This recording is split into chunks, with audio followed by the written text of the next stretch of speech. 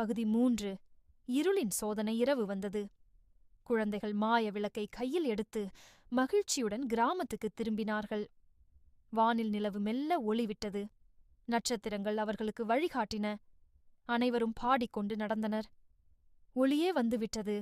இருள் ஓடிப்போய்விட்டது. ஆனால் கிராமத்துக்குள் நுழைந்தவுடன் அவர்கள் ஆச்சரியப்பட்டார்கள். கிராமம் முழுக்க இருட்டில் மூழ்கியிருந்தது. எந்த வீட்டு வாசலிலும் தீபம் இல்லை. பெரியவர்கள் எல்லோரும் கவலையுடன் உட்கார்ந்திருந்தனர். கிராமத்தவர்களின் கவலை ஒரு பெரியவர் சொன்னார். குழந்தைகளே, எங்களால் எதுவும் செய்ய முடியவில்லை. எண்ணெய் இல்லை, தீக்குச்சி இல்லை, எங்கும் இருள்தான். இந்த வருடம் தீபாவளி கொண்டாட முடியாதோ என்கிற பயம் எங்களுக்கு வருகிறது. அனு உற்சாகமாக குரல் கொடுத்தாள். கவலைப்படாதீர்கள், நாங்கள் மாய விளக்கை தேடி வந்துவிட்டோம். அவள் கையில் இருக்கும் விளக்கை எல்லோரும் பார்த்தார்கள். அதிலிருந்து மெதுவான ஒளி பளபளத்தது.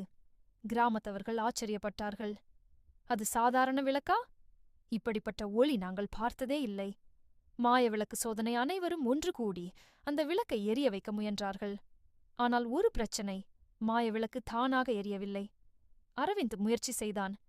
நான் காற்றில் ஊதி ஒளியூட்டுகிறேன், ஆனாலும் எரியவில்லை.